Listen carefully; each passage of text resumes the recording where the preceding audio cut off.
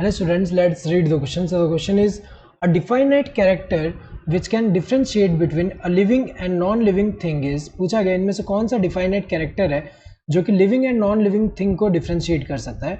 So हमें पता है कि जो definite character ये ऐसे characters होते हैं. So these are the characters which are present only in living organisms. So अगर देखा जाए डिफाइनाइट कैरेक्टर, एक लिविंग ऑर्गेनिज्म का जो डिफाइनाइट कैरेक्टर है वो ऐसा कैरेक्टर है जो कि कहाँ प्रेजेंट है, सिर्फ लिविंग ऑर्गेनिज्म में प्रेजेंट है. और दूसरा कंडीशन क्या होता है, ये ऑल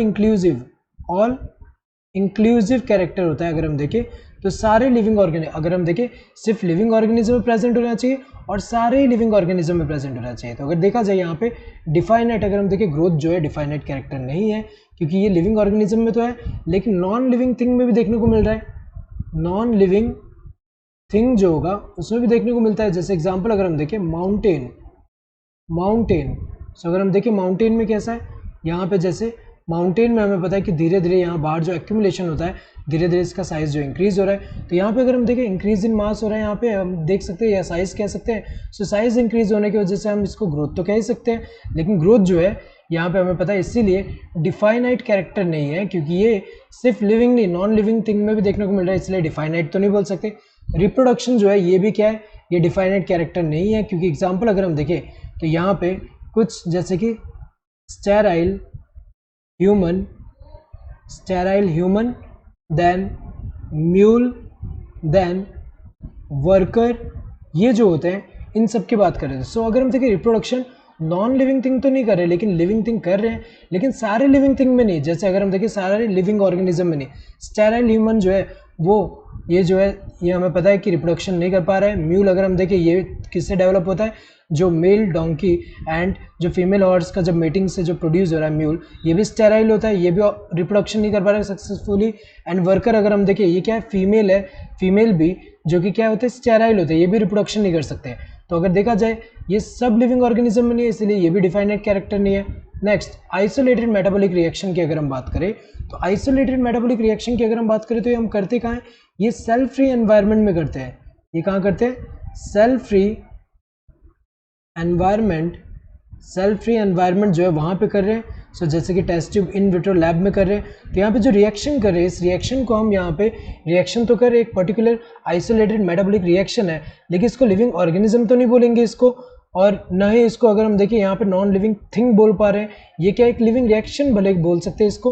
तो अगर देखा जाए आइसोलेटेड मेटाबॉलिक रिएक्शन अगर हम देखें तो ये जो है डिफाइनाइट कैरेक्टर तो नहीं. मेटाबॉलिज्म अगर बोला गया होता है यहाँ पे तो मेटाबॉलिज्म क्या होता है, sum total chemical reaction that is occurring in the body, तो वो जो होता है डिफाइनाइट कैरेक्टर होता है. लेकिन आइसोलेटेड मेटाबॉलिक रिएक्शन तो नहीं, तो ये वाला तो क्या हुआ, ये जो है इनकरेक्ट हुआ, ये डिफाइनाइट कैरेक्टर तो नहीं बोल सकते. कॉन्शियसनेस ये जो है डिफाइनाइट कैरेक्टर है क्योंकि ये क्या है, the ability, it is the ability of organisms to sense environment and its, यहाँ पे हम कह सकते हैं surrounding and respond and gives response toward it. तो ये क्या है कि जो ऑर्गेनिज्म होगा उसकी एबिलिटी है कि वो एनवायरनमेंट को सेंस कर सकता है और उसके सराउंडिंग जो है उसको सेंस कर पा रहा है, एंड उसके टूवर्ड ये क्या कर रहा है, रिस्पॉन्स शो कर रहा है. तो ये कॉन्शियसनेस हुआ. सो कॉन्शियसनेस अगर हम देखें ये सिर्फ लिविंग ऑर्गेनिज्म में है. So it is present only in living organism और ऑल इंक्लूजन जितने भी लिविंग ऑर्गेनिज्म है सब में प्रेजेंट है. सो ये डिफाइनाइट कैरेक्टर है जो कि डिफरेंशिएट कर रहा है लिविंग एंड नॉन लिविंग को, क्योंकि ये नॉन लिविंग में नहीं होता. So correct answer would be this fourth one. Hope you understood the question. Thank you and all the